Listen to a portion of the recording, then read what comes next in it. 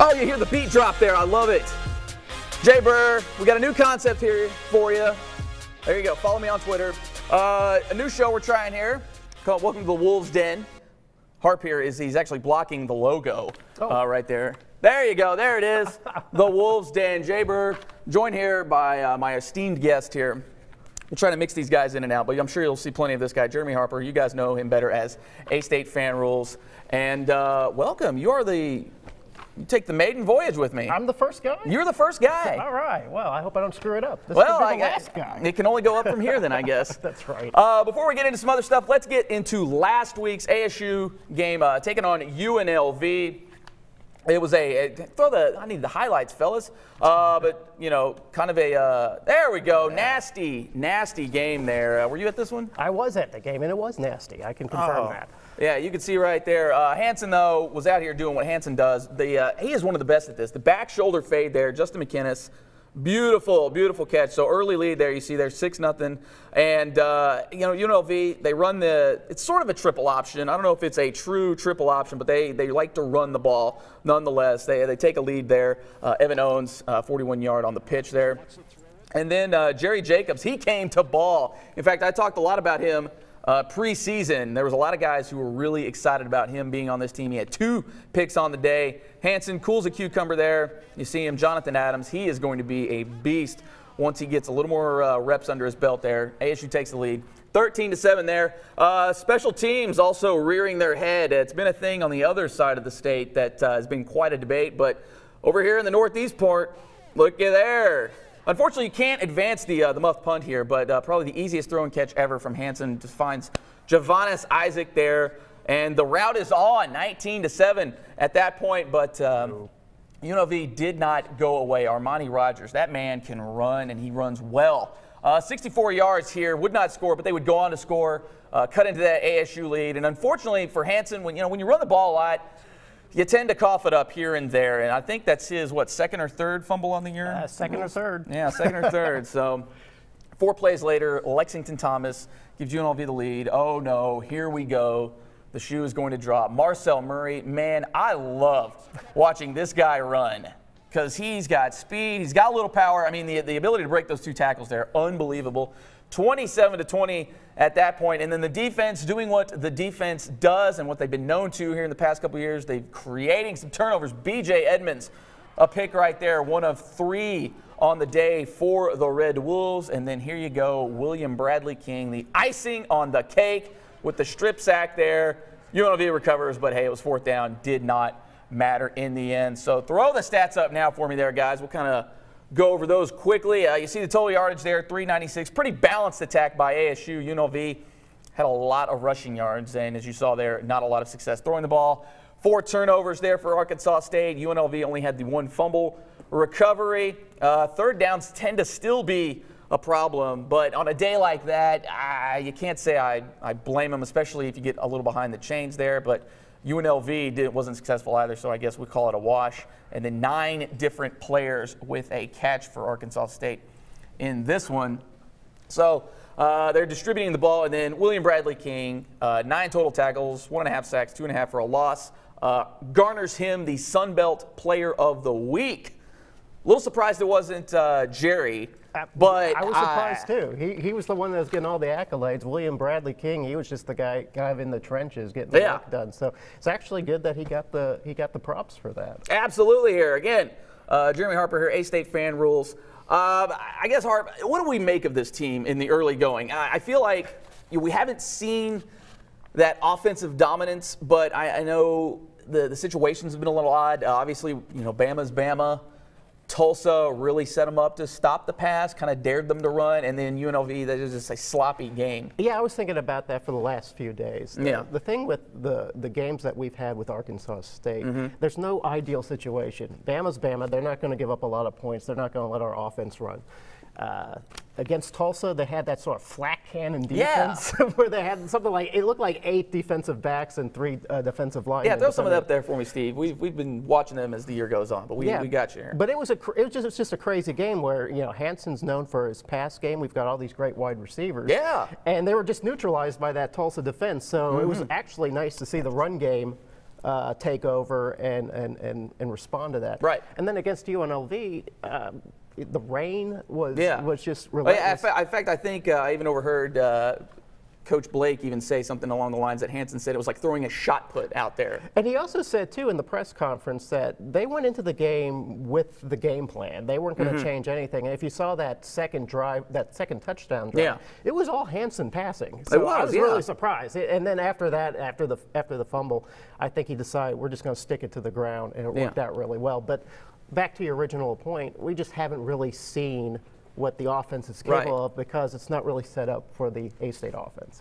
Absolutely. And you know, with as many wide receivers, and they were kind of the hype group coming into this year, it just doesn't seem like anybody has really, not that they were set up to have like one or two the guy, but it just doesn't seem like the numbers are there. And again, maybe it goes back to just what they've seen so far. And, you know, like you said, with Tulsa and then just sloppy conditions, I mean, not much you can do. You look at last year, for instance, well, for right now, Justice Hansen's leading the Sun Belt in passing yards. Oh, so there you go. But there's nobody, there's not one wide receiver on the team that's really in the top 10. Right. And the reason for that is he likes to spread the ball. I mean, he'll pass to 11 different receivers into a game. So nobody's going to be a superstar on the Red Wolves passing team. Well, they seem to have embraced that too. They don't seem to care. They just they just take their opportunities, and it works out really well for us. I guess the one thing on this team, and it's one thing that we've seen since Blake is coming, is the penalties. Penalties. In fact, in this one, I want to say they were close to 100 yards, but I think, let me see here, because I kind of made a note of this, so you guys make note of it. I'm doing a little research here. We had a holding call, killed a drive at some point. There were back-to-back false starts at one point. An eligible man, it really didn't have an effect on the drive at all. There was a holding, that was special teams, so you're starting further back in this thing. Personal foul, which put UNLV in the red zone. I believe they ended up scoring on that. And they also had a defensive pass interference in that one as well. And then another personal foul gave UNLV a new set of downs, put them at midfield. I don't think in the end it didn't have an effect on the scoreboard, but it's those things that, I mean, just shoot yourselves in the foot. Jay, I'm of two minds about the penalties. Last year, if you look at last year and the year before, look at the Utah State game and look at the SMU game, those games ended up out of control because we lost our emotions. We started doing personal fouls. We started hitting people out of bounds. Everybody was high-strung, and that's how we ended up losing the game. But if you look at that UNLV game, in the third quarter, UNLV put up 13 points, and it looked like the momentum was shifting away. And that would have been a great time, or at least an opportune time, for some players to lose their heads and start committing a bunch of personal fouls. It didn't happen. Didn't happen at Tulsa either. So even though we're putting up fouls, we play fast. Those fast starts are going to happen, you know, and we play on defense. We play kind of out of control, and that's kind of the trademark of the defense. So we're going to get some late hits. We're going to get some targeting penalties, and that's going to be frustrating, and that's never going to end. At least not with Joe Coughlin on the field, and not with Blake Anderson on the field. But this year feels like instead of letting the situation get out of control, we've just sort of marshaled our energy back into positive things, and so far it's resulted in a 3-1. Record. And that's always what you're looking for. But also seems to, for me personally, I can live with hustle penalties. If you're trying, you know, the defensive pass interference, I believe that was in the end zone, so you save a touchdown. Kind of didn't matter in the end. But things like that, I mean, are those some of those things where, you know, in terms of the yardage looks bad, but can you live with that sort of thing? I can live with it if it eventually results in turnovers. And right now it's doing that. But there will be a game when it doesn't result in turnovers. We might lose the game, and that's when it's going to go back on Anderson's head again, and he'll have to figure something out. It seems like, too, this defense, getting to that side of the ball, it reminds me of the defense from a couple of years ago, where in between the 20s, teams are going to run up and down all day, but you get into that 20, forget about it. Well, I think Arkansas State gave up, what was it, more than 300 yards on the ground, right? So it was a crazy amount of yards. Arkansas State will always give up a lot of yards. That's what Joe Coughlin, he doesn't care about giving up yards. He just doesn't want to give up scores. You saw that red zone interception from Jacobs. I mean, they like to take risks. That's everything about They're the very defense. risk-reward. Right. You know, they don't mind losing the yards if it means maybe they'll set up something else later on. So that's the frustrating but exciting part about Arkansas State football is that, yes, we're never going to be one of those defenses that just shuts people down, but we will be that bend, don't break mentality that seems to work for us. Seems like they're lulling them into a false sense of security. that might be it. That might be some sort of voodoo that Cawthon's putting on the other team.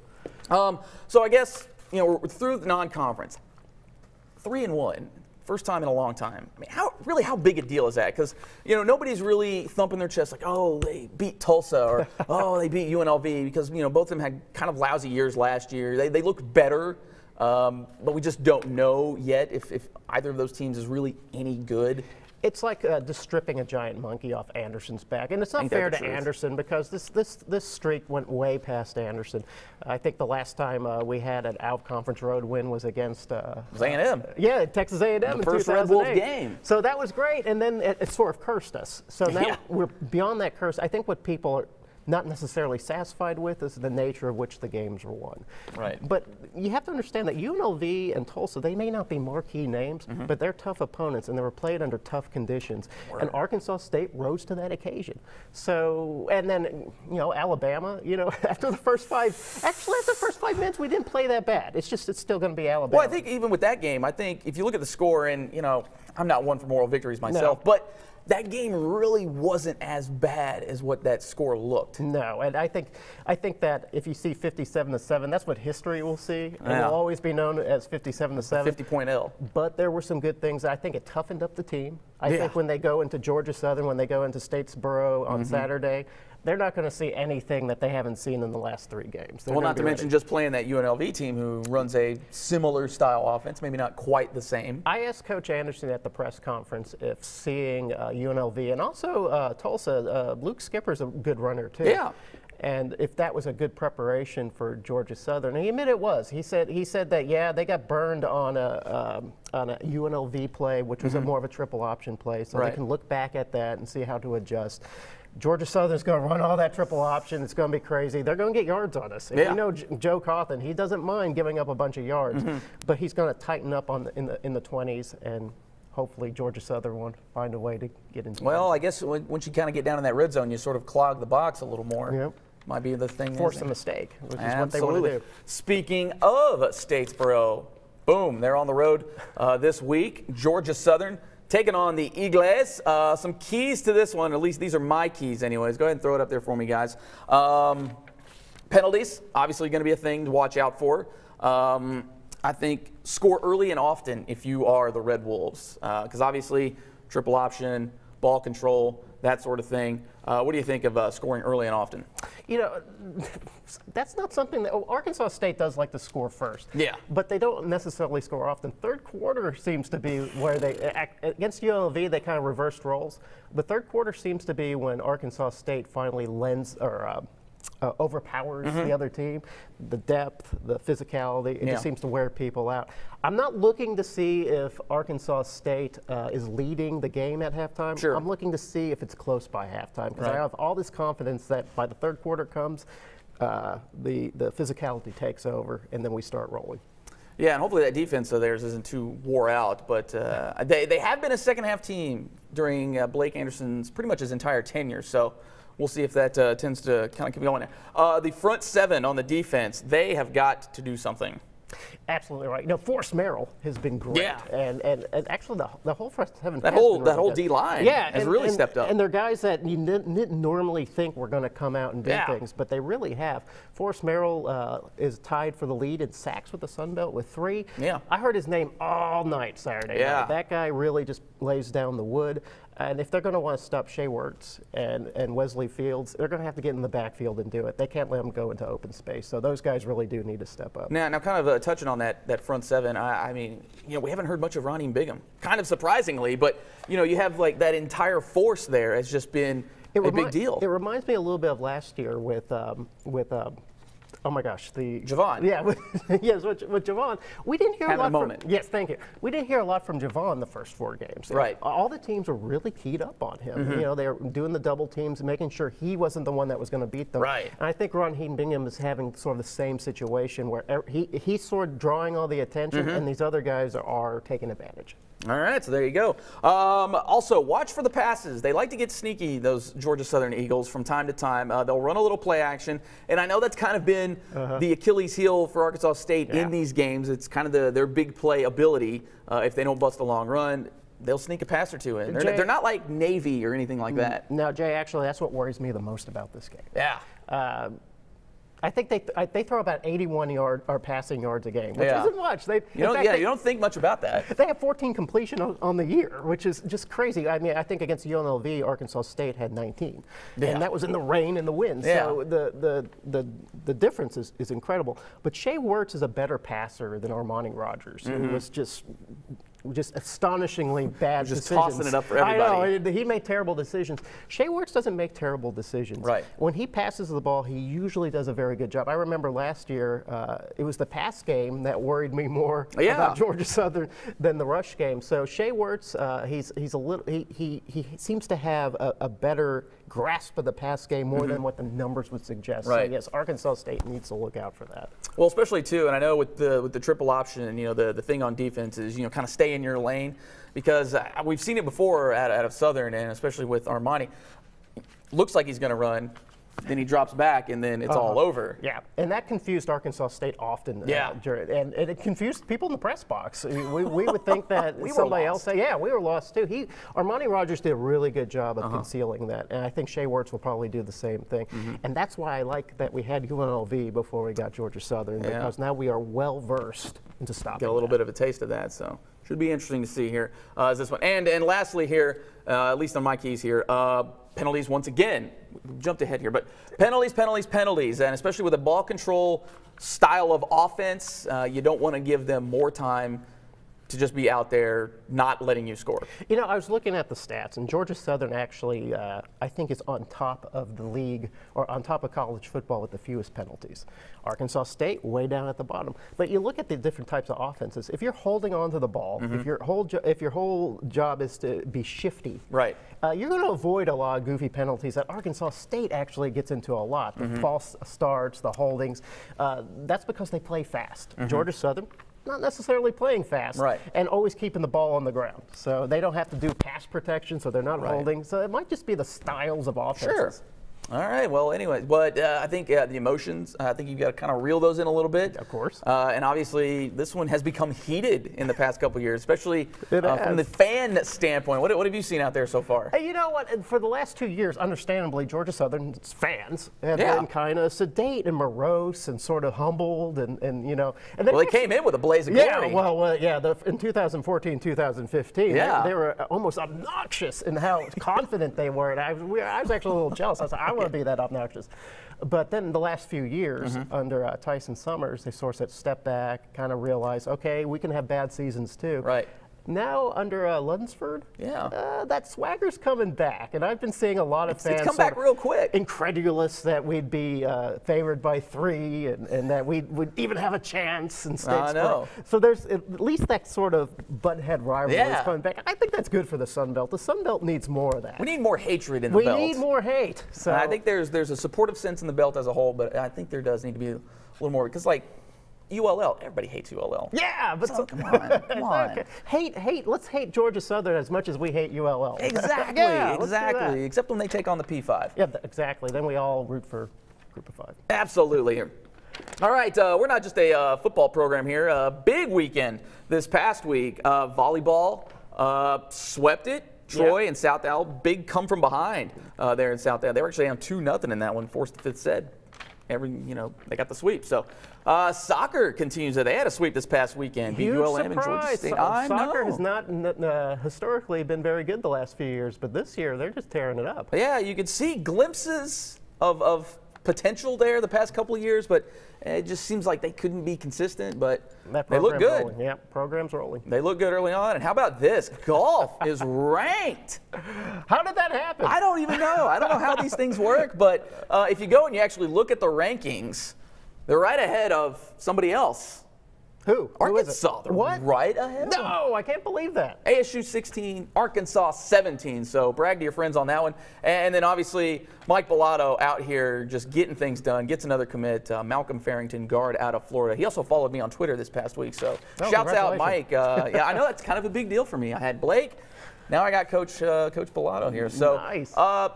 Things are going well. It's not just football up there in Jonesboro. You know, everybody's waiting to see what's going to happen with basketball. Yeah, I think that a lot of excitement with them. Well, you know, Bellotto, I think he has to assemble his team. Sure. He came in with somebody else's team. Mm-hmm. He butted heads with some guys. Yeah. The formula wasn't working. Quite noticeable. Well, yeah. There were times where it was quite noticeable. He's an energetic guy. He wants things done his way. He's bringing in his team.